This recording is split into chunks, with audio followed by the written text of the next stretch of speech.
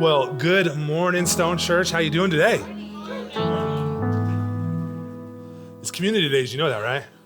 You can't use all your energy on Community Days and not bring it here. How are we doing this morning?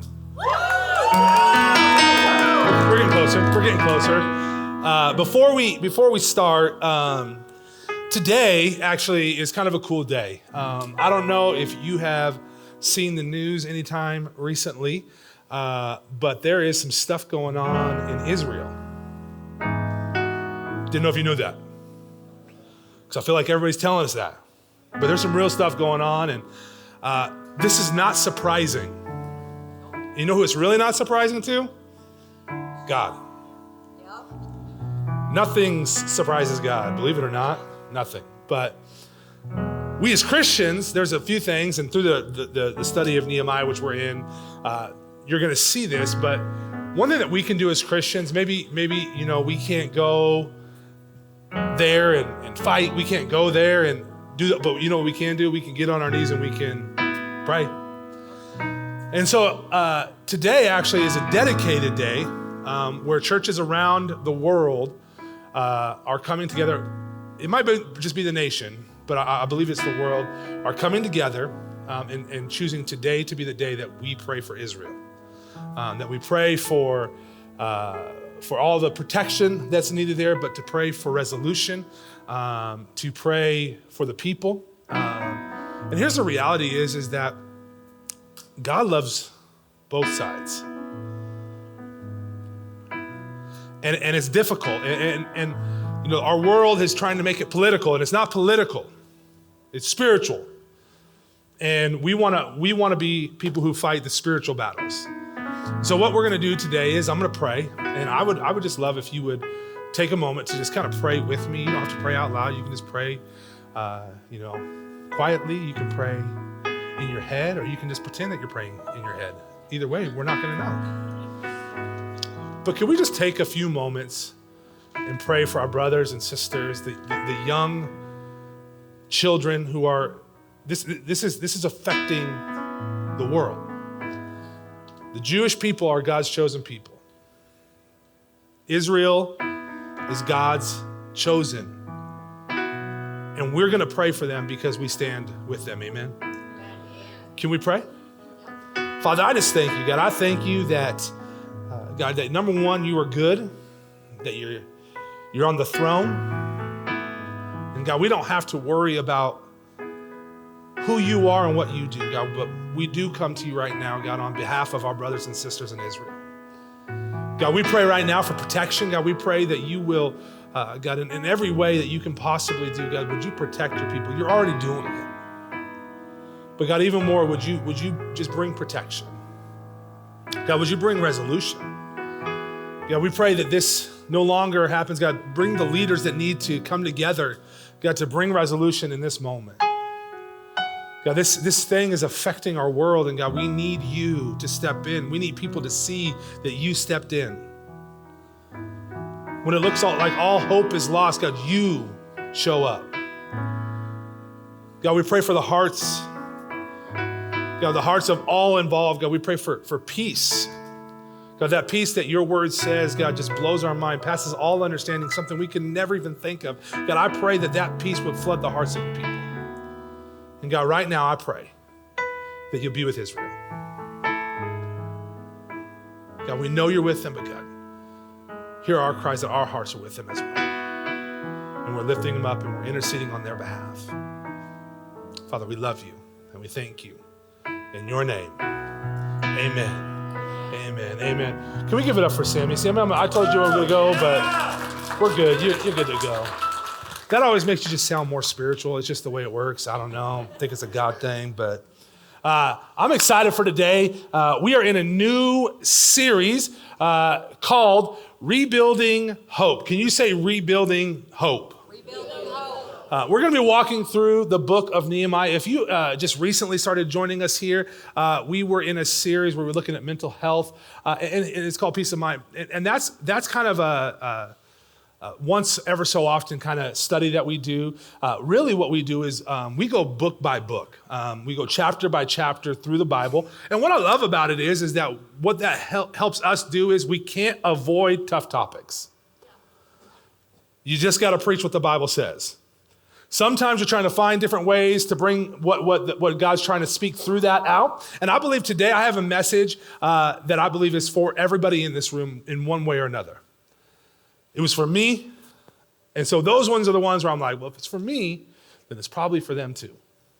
And so we're in this together, and I just want you to know we're in this together. And I'll tell you this much, I am so excited as we walk through Nehemiah for us to see some things beginning to shift for people.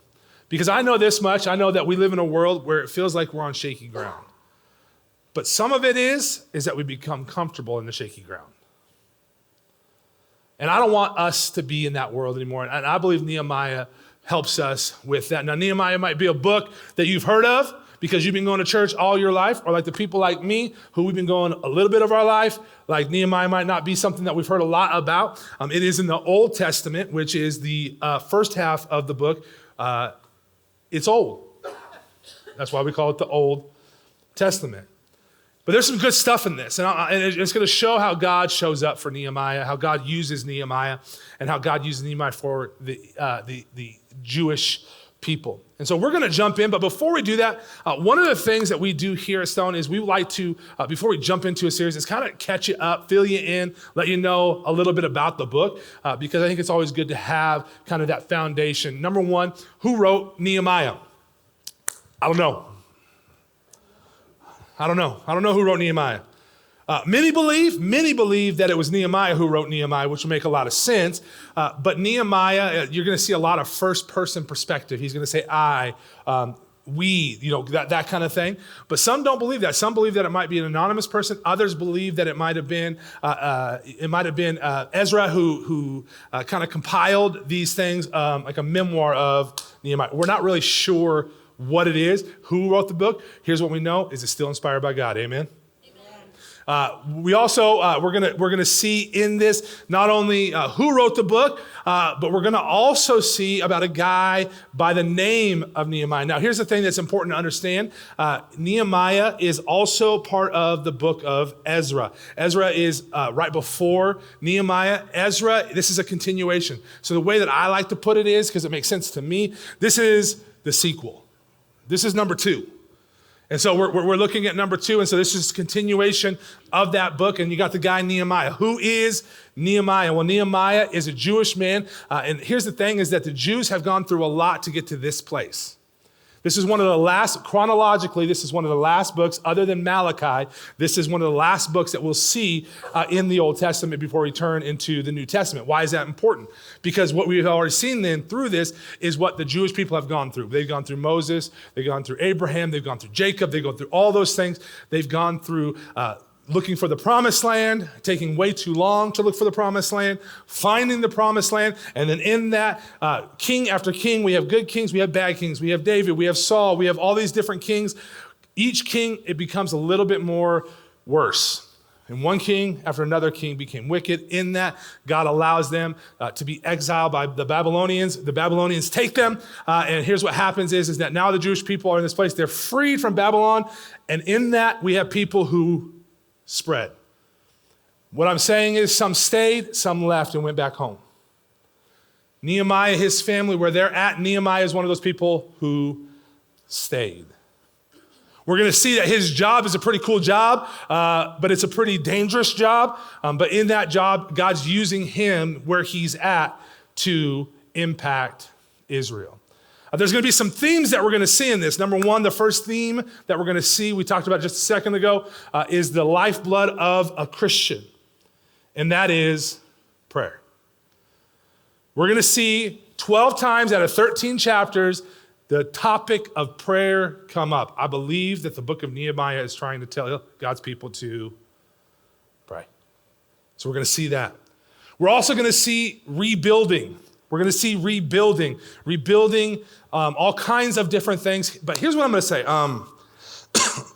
I think that somebody needs to hear this today.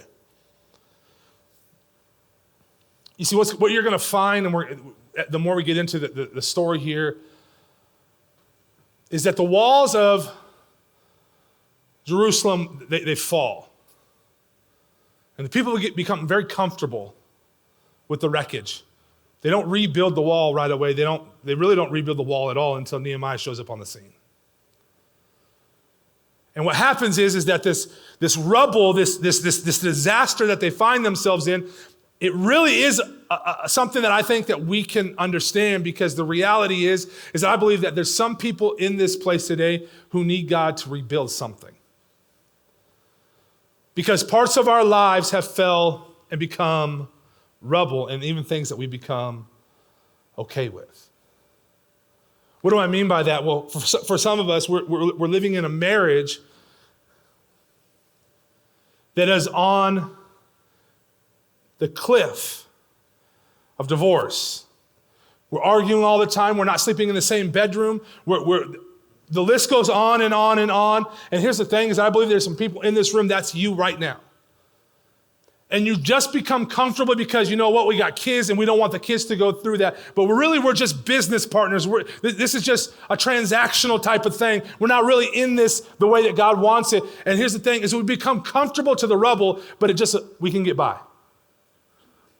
Maybe it's not your marriage, but maybe it's relationships that you're a part of. Boyfriend, girlfriend relationships, brother, sister relationships, mom, dad relationships, grandma, grandpa, cousins, friends, whatever it is, that you've gotten to a place, you've allowed so much rubble, you've allowed so much destruction that you're just comfortable in this. And here's the reality is that your life is showing that. And you don't know how to get out, but you're also going, I can't get out. Maybe it's me. My faith in my life have become something that I can't really, and I've just allowed so many different things. And in that, I've turned to addictions. You know, there's this thing, I was teaching this class on addiction. It was actually sexual addiction. And it was talking about a part of the brain called the limbic system. And if you are a professional and I'm saying this wrong, don't tell me. But the limbic system, it's a part of your brain in the prefrontal cortex. And when it comes to sexual addiction, this is what's so crazy. When it comes to addiction, it actually messes with your brain. And it messes with the way your brain looks on a scan. And they showed this scan of somebody who was in sexual addiction and somebody who was in drug addiction. And here's the crazy part. They looked exactly the same. Why am I telling you that? Because addiction is addiction. And we try to rank addiction. Just like we try to rank sin. But the reality is addiction is addiction. If you're not addicted to Jesus, you're addicted to the wrong thing. Amen. And we turn to addiction because we become comfortable with addiction. We can become comfortable with alcohol. We become comfortable with drugs. We become comfortable with pornography. We become comfortable. And here's the reality is every day we wake up, we know it's wrong, and we just step over it. But I believe that God wants to rebuild some things today. I believe that God doesn't want you to hold on to those things anymore, but he wants to rebuild a wall. But it's not a physical wall, it's a spiritual wall. And he wants to use this moment and Nehemiah to do it in you. Amen. Or maybe it's just me. No, it's not. God has some things going on, amen? Amen. And lastly, the last theme that we'll see is perseverance. It's funny because on Mother's Day last week, I talked about perseverance. Moms, I talked about you. Guys, I'm talking to you today. So get ready. Perseverance, not giving up. Keep pushing. It's not a sprint, it's a marathon. This life that we live, this life that we give our life to, it's not easy, but it's worth it. So as we walk through this, these are some things that we're going to see throughout the entire book of the Bible, of Nehemiah. And here's what I'm going to tell you. Spoiler alert, I hate those guys. The wall gets rebuilt. So if God can do it once, he can do it again. Amen? Amen. Amen. Let's jump in. If you got your Bibles, we're going to turn to Nehemiah 1 through 2. It is probably page 1,300, and I'm just joking. Everybody's Bibles are different, and I'm on an iPad. So here we go. Nehemiah 1 through 2. It says, the words of Nehemiah, son of Hakaliah, in the month of Kislev, in the 20th year, while I was in the citadel of Susa, Hananiah, one of my brothers, came from Judah with some other men, and I questioned them about the Jewish remnant that had survived the exile, and also about Jerusalem. There's a lot of fancy words right there.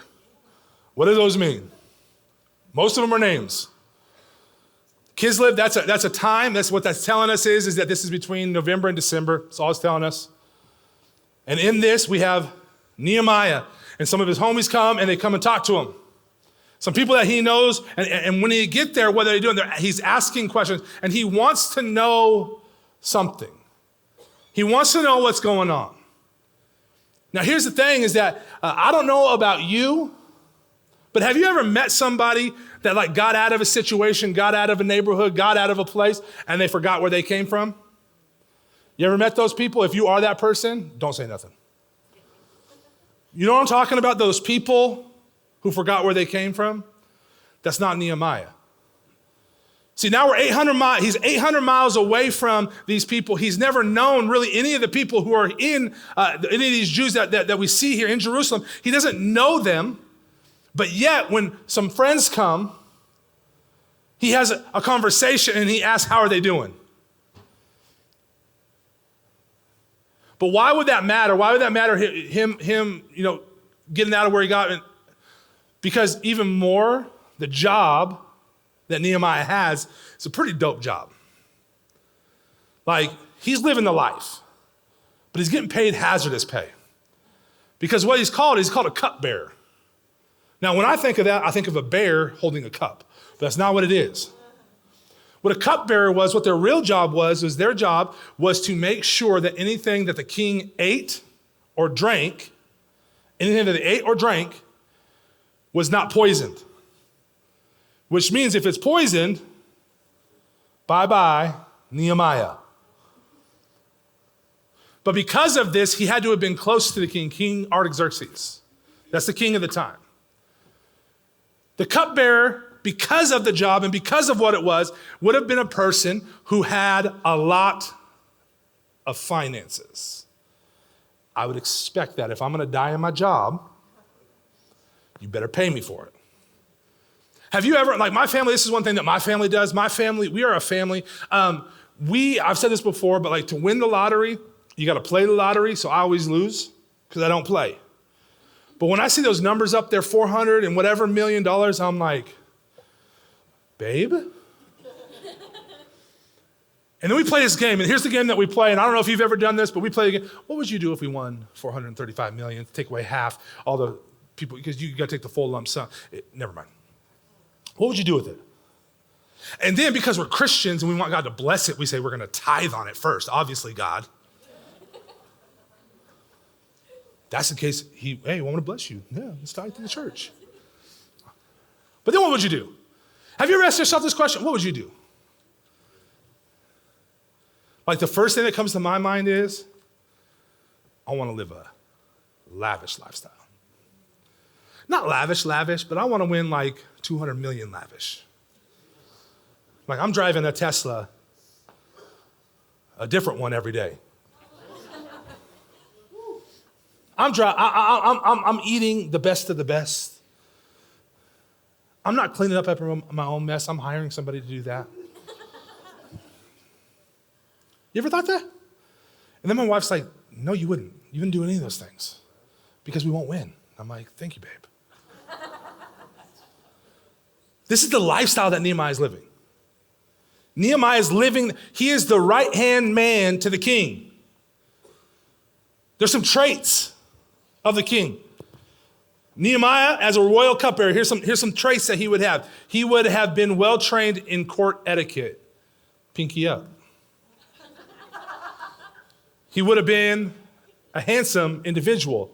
I'm 2 for 2. He would have been a good listener, willing to always lend an ear. He would have had great influence. He really, like, if I could put it in modern terms, like to the president, he'd be chief of staff. It's a big deal. This is Nehemiah. And lastly, he would have had the confidence of the king. Basically, the only person closer to him to the king would have been the queen. Nehemiah has some influence. Nehemiah is a big deal. And here's the thing. Where do we find Nehemiah? We find Nehemiah thinking about his people. People he's never met, but just the people that he's come from. I pray that I never get to a place where I forget where I come from. Amen. And I forget what God's done. Because sometimes we can let money do that, can't we? Yep. And this is what we're seeing here. What we're seeing in this moment is that he has not done that. Now, why has he not done that? Because what mattered to God mattered to Nehemiah. What mattered to God mattered to Nehemiah. And here's what's important is that Jerusalem mattered to God. How do I know that? Well, when we look in Psalm 137, 5-6, it says, if I forget you, Jerusalem, may my right hand forget its skill. May my tongue cling to the roof of my mouth if I do not remember you, if I do not consider Jerusalem my highest joy. What matters to God should matter to you and me. Let me put it this way. I'm a dad of a daughter. Now, I grew up a sports guy. And when I say sports, I'm saying real sports. None of that foo-foo dance. Right? But then I became a dad of a daughter. And dance is a sport. Yes. Cheerleading, a sport. Do I really believe that in my heart? Nope. But what matters to my daughter matters to her dad. What matters to my daughter matters to her dad. And here's what I'm saying, is that my daughter, she enjoys it. My daughter was walking in a Community Days parade. She was doing her thing. And then she started doing this hip thing. I'm like, nope, we're done. We're done. Dance matters to my daughter, so dance matters to me. And you know what? It is a sport. She's not here right now, but I'm going to tell her when she's here. It is a sport, baby. Because you want it to be a sport, because you're giving your all. And here's what I want you to hear today is on an even greater level. What matters to God should matter to us. Amen. But what does that mean? Can I be honest with you? When you drive down First Street, do you wonder how they're doing? Or do you just keep going and say, sucks to be you? Because I'm pretty sure they matter to God too.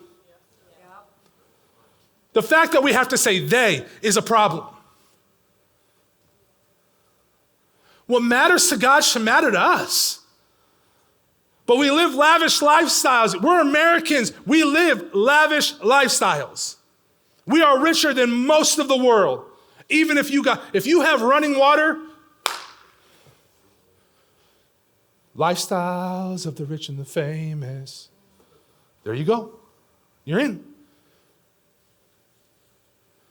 But what else? What are other things that, and this has got me thinking, got us thinking as a team, what are some things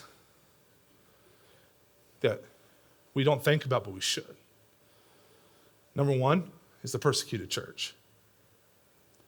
The persecuted church, what is the persecuted church? The persecuted church is the church that's not in America, the church that they can't have church. They can't freely go into a store and just open up their Bible, to a coffee shop, open up their Bible and pray and lead people to Jesus. We can get saved here, go outside and try and tell someone else to come. They cannot do that. In Asia, there's provinces of Asia that right now, people could be jailed and killed for their faith. It's so bad that there's this article that we got that explained for someone who gives their life to Jesus and goes to the next step, which is water baptism, which is the first Sunday of June 2nd. If you've given your life to Jesus, what is the next step? The next step is to get water baptized. But in Asia, if they want to do it in some of these areas, what do they have to do? They have to sign a contract. And that contract explains all the things that they're about to endure because of the decision they made to follow Jesus. Again, here in America, we make a decision, we go on our way. Them, it's a real deal choice. What are some of those things? Here's 7 questions that are on that list. Number 1, are you willing to leave home and lose the blessing of your Father? Are you willing to lose your job to follow Jesus? Are you willing to go to the village and those who persecute you, forgive them and share the love of Christ with them? And I know there's many people, yeah, we can do that. We can't even share the love of Christ at the grocery store. These are people who are asked, the ones persecuting them, to forgive and to lead them to Christ. Are you willing to give an offering to the Lord? Are you willing to be beaten rather than deny your faith? Are you willing to go to prison? Are you willing to die for Jesus? And then they ask them to sign their name so they know what they're getting into. In our culture today, I'm telling you right now, in our culture today, we've made it so easy. But the Bible tells us it's not. The Bible tells us that those days, there's going to be days where they're going to persecute us because they persecuted him. Yep. But does that make you think about those who are giving their lives for the sake of Jesus? Do we even wonder that? I'm going to be honest with you. I'm going to tell you, no. Not until I saw this did I even think that was a thing that was like that. But what else? What else do we see? How about this? How many girls are enslaved in sex trafficking? Did you know that's an issue? We hear about it, but do we hear about it in one ear, out the other, so I don't have to think about it? Because here's the reality. What do we do is something we think about. When it matters to God, it matters to us. There are girls ages 2, 3, 4 years old being ripped from their parents and taken and put into sex slavery. Yep. Are we praying for them? Does it matter to us? Or do we just go on about our way, hoping that we don't have to do anything remotely hard? I'm not talking to you, I'm talking to me. I'm just being honest. This is me. How about this? Do you think about how many kids go without food or water? Do we think about how many kids drink terrible, terrible, terrible, dirty water? I don't know.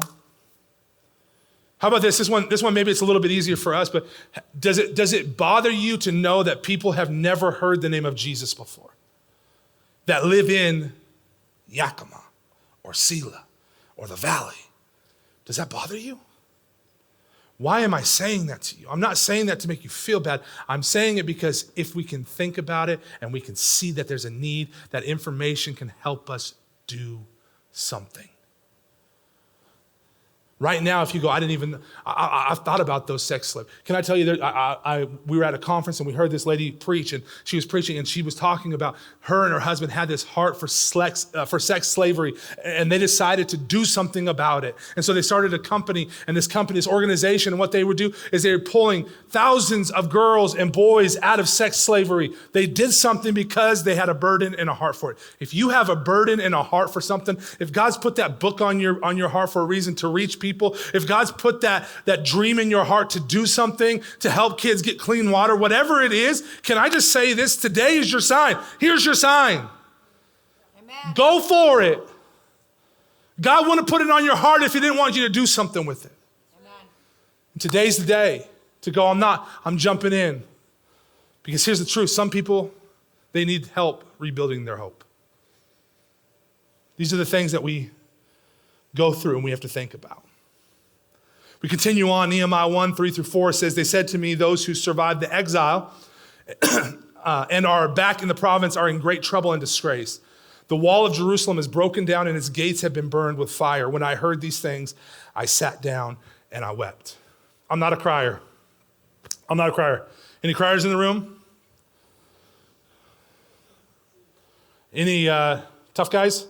Tough girls? We don't cry? I'm just not raising my hand no matter what. They're called introverts. I'm not a crier. My kids tell me so often, they're like, man, like, Dad, you don't cry. I'm like, no, I'm a man. I don't cry. Like the last time I cried was at a movie. But you know what the movie was? This movie called Sound of Freedom. If you haven't seen the movie Sound of Freedom, you need to see the movie Sound of Freedom. If you don't have a heart and you don't think about sex slavery and trafficking, you need to watch The Sound of Freedom.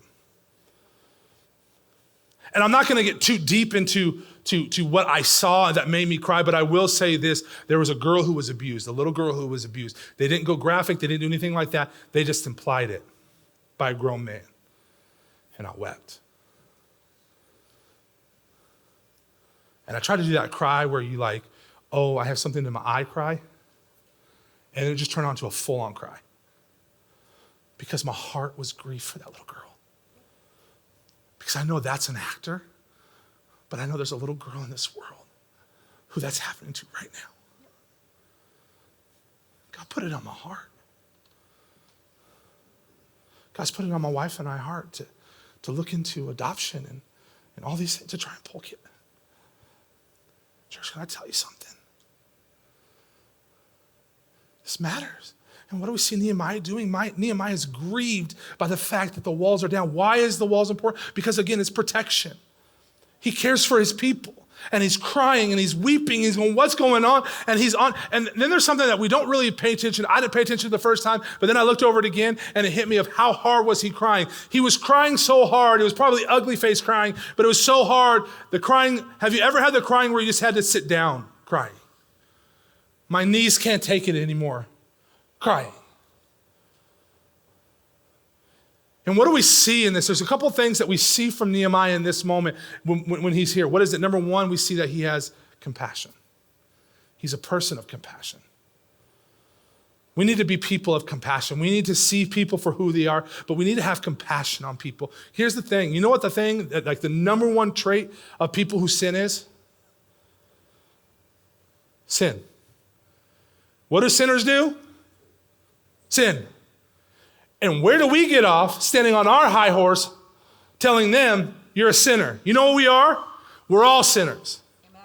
Saved by grace. By a Savior who gave it all. And maybe we can remember to have some compassion because we once were like them. We never got too good. We just got saved. Our job should not be to walk away from those. Our job should be to make sure that we're doing everything we can to bring them to Jesus. We need to have compassion. We need to be people who it breaks our heart to see things and not just go, it's rubble, it's okay. Just some more rocks in the way. We can't see that. Nehemiah sees rubble, and what does he do? He does something about it. What else do we see about? This is for the fellas. Ladies, you can hear this too, but this is for the guys. He's tough and he's tender. I just said over there, I'm a man. Guys don't cry. Ugh. We don't cry. We teach our kids this. Stiffen up that upper lip. Put your head up. Stop crying. And then my kids, Dad, you never cry. Here's the thing about Nehemiah. You know what's crazy about Nehemiah? A little bit later on, we're going to see that Nehemiah starts pulling hair out of people. He's tough. He's tough. But he's tender. We see him weeping. There's many men in the Bible. David, one moment he's slaying a giant. The next moment he's writing poetry.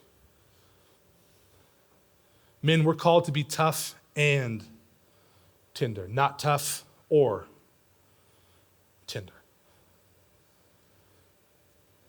Here's what I want from all the fellas in the room. So I want you to really think about, why do we have to be tough and tough only? Why can't we let our kids see that we have a tender heart too? Our spouses. Why can't we? Can we get out of this like, we gotta be tough? Now here's the thing. Ladies want a tough guy. Like they want someone who protect them. Be that guy, but be both. Be tender as well. When we see this with Nehemiah, he's crying, he's weeping because the walls are down. And we're, like I said, we're called to compassion. When we were called to compassion, here's a few things. I know I went down, but I want to give you a few verses. Zechariah 7, 8, and 9 says, and the word of the Lord came to Zechariah. This is what the Lord Almighty said, administer true justice, show mercy and compassion to one another. Matthew 7:12 says, so in everything do to others what you would have them do to you. For this sums up the law of the prophets. That means not what do you want. Like I'm that guy, like, you know, every time that I hear somebody, like I hear that, do unto others as you want them to do to you, usually comes from a place of you're making me feel bad, so do it my way. This verse is not saying that. This verse is saying treat people the way you want to be treated. And lastly, Colossians 3:12 says, therefore, as God's chosen people, holy and dearly loved, clothe yourselves with compassion, kindness, humility, gentleness, and patience. How can we be tough?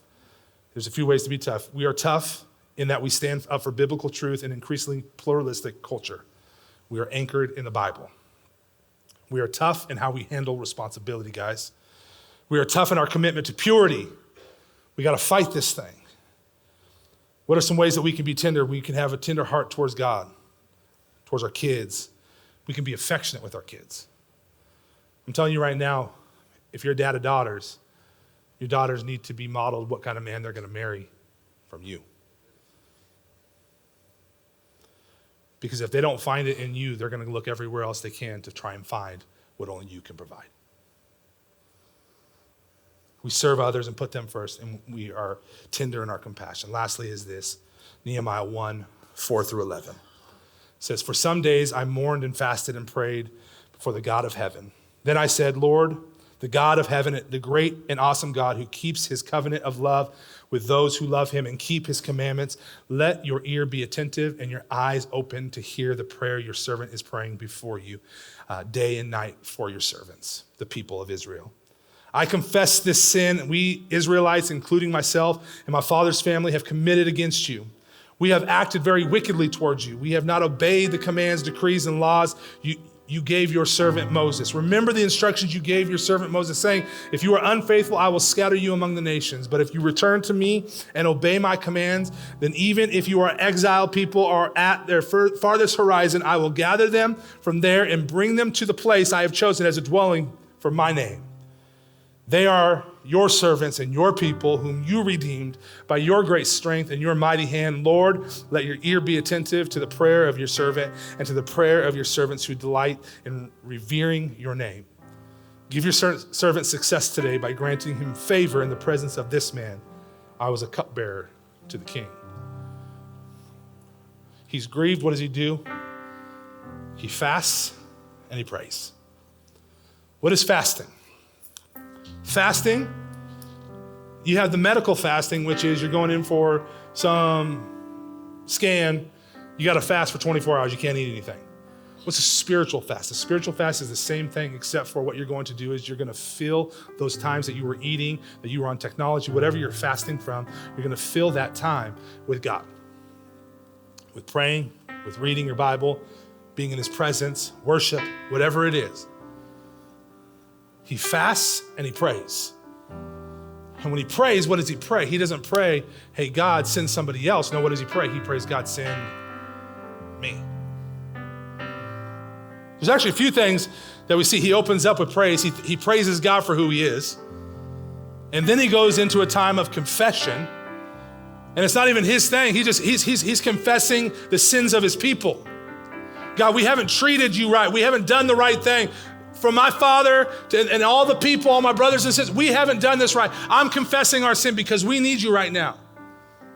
This sounds different than my prayer. My prayer is, God, I need $1 million today. God, I'm opening this prayer, not praising you for who you are, but asking you for something because that's how I think this transaction goes. But that's not what we're seeing here. It's praise, confession. And then he moves to confidence and he says, God, I've seen you do it before and your word says that you'll do it again. Your word says that you've done this and this and this. And here's the reality is I know you can do, I have confidence in who you are. And because I have confidence, God, now I'm coming to you with my request. I'm burdened by what's going on here and I need you to step in. And if you need to, God, use me. He doesn't ask for God to send somebody else. Hey, God, there's someone 800 miles away. If they're already there, God, just tap them on the shoulder, have the blinds move, let them know it's them. What does he do? Nehemiah is the one that had the burden. You're the one who has the burden for whatever thing you have the burden for. Can I just be honest with you? One of the things that I had a burden for was I had a burden for the students of our city here in Selah. So rather than me go, well, we'll have all the teachers, I became a substitute teacher so that I could go into the schools. And I wish that's not for me to get anything. You know what that's for? That's because God put a burden on my heart and I said, you know what, I'm gonna go in. And you know what I'm gonna do when I go in? I'm gonna pray through that school. But you know what, Matt, I thought there's separation of church and state. There are. They can't stop me from praying. I might not pray out loud. And the beauty is that I've learned this little technique. You wanna know what my technique is as a substitute teacher? Well, I only work on Fridays because my other job, and they wanna know what your other job is. And now I'm in. Oh, my other job. Oh, you know the church that's across the street? Stone Church right over there? Yeah. I'm the pastor there. Oh, you're a pastor. And now I go to the school. Now I go to the schools. And you know what I hear when I walk through? There's my pastor. Unashamed. I had a burden. I did something. That's not saying that I did something. That's saying that God moved me to do something. What is it that God's put on your heart to do? What does he ask you to do? Can I just tell you? Step out in faith and watch what he will do. But here's really what I want to get to. He prays this prayer and it's going to be good. As we continue on, I promise you, it's going to be good. But I'm going to tell you right now, I really want to hit, because I think it's important that you heard at the beginning, what are you trying to rebuild? I believe that God's trying to rebuild things today. Amen. We're going to finish this time with worship. The worship team is going to come up, and we're going to worship. And here's what I'm going to do is I'm going to ask that this becomes just an altar. And here's the thing is we don't need this to be a look at me show. This is not a, man, you know what this is? This is a moment for us to just be with God. Maybe if for you, it's just being at your chair. But what is it that God's trying to rebuild today? What is it that God's trying to show you today that he's trying to rebuild? Is it you? Is it your family? Is it your marriage? Is it financial? Is it medical? I don't know what you have become so okay with, so comfortable with, that we swept it under the rug, and now there's this big pile under the rug, and we pretend like it's not there.